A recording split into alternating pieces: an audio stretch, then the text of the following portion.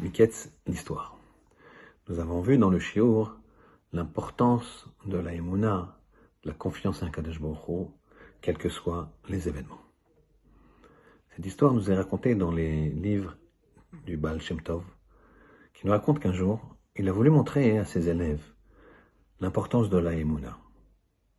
Il s'est rendu chez un homme religieux qui était commerçant, qui s'appelait Reb Reuven.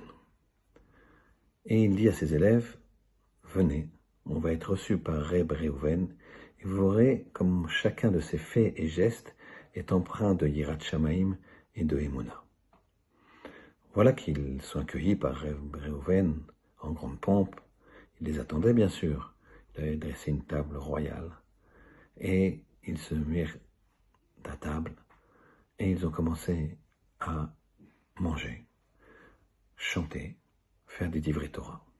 Au bout d'un certain temps, une dizaine de minutes, un policier rentre sans frapper, de façon violente presque, dans la maison de Reb Reuven et frappe 3 coups forts sur la table de la salle à manger, regarde sévèrement Reb Reuven et quitte la maison, sans dire un mot. Baal Shem Tov, étonné, demande à Reb Reuven, qu'est-ce que ça veut dire? Ah, ça veut dire que le rendez-vous de 3 heures avec le Paritz, le maire de la ville, est confirmé. Et un rendez-vous à quel sujet? Eh bien, le maire est riche de très lourds impôts sur les juifs de la ville.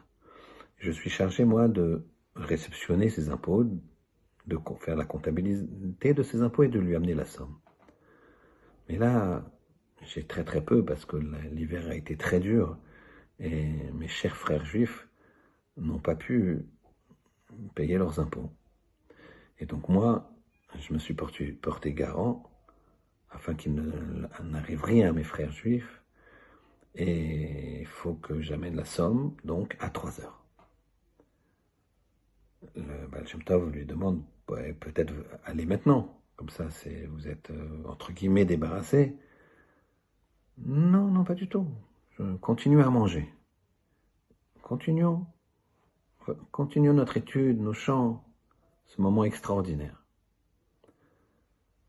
Voilà que le Baal Shem Tov regarde le Reb Reuven, il lui dit, mais cet argent, finalement, vous l'avez, vous l'avez personnellement, vous avez payé de vos propres deniers. Il dit, ah non, moi non plus, j'ai pas cet argent, c'est une somme importante, je l'ai pas, mais ça va venir, je vais l'avoir, tout va se dénouer.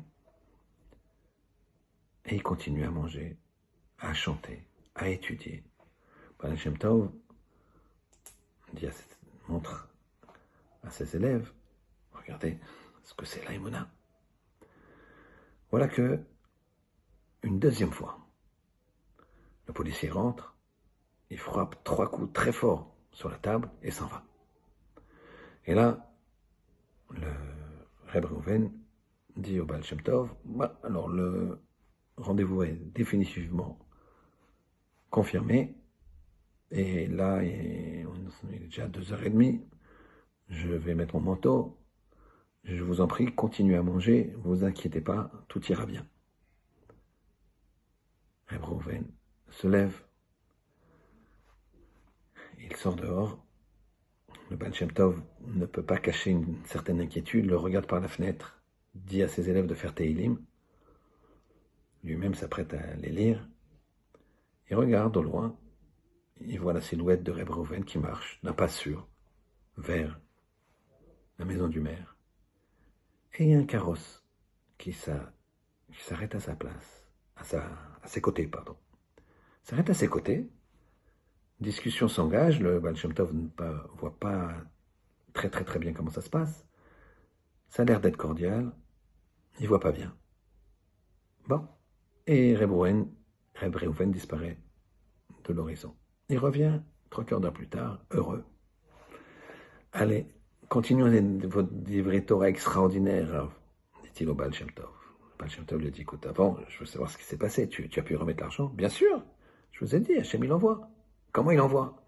Le carrosse qui était là, qui m'a croisé par hasard, mais il n'y a pas de hasard, je vous ai dit, c'est Hachem. Il a cherché du vin. Or, moi, je suis producteur de vin, et j'ai un bon vin. Je lui dis une bonne somme, qui était la somme que je devais apporter au Paritz, et il a accepté tout de suite. Il m'a donné l'argent tout de suite. J'ai pu payer le maire.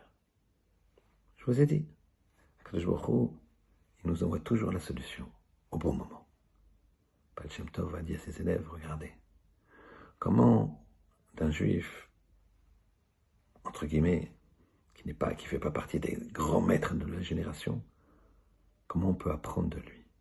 Comment on peut apprendre de la Emouna?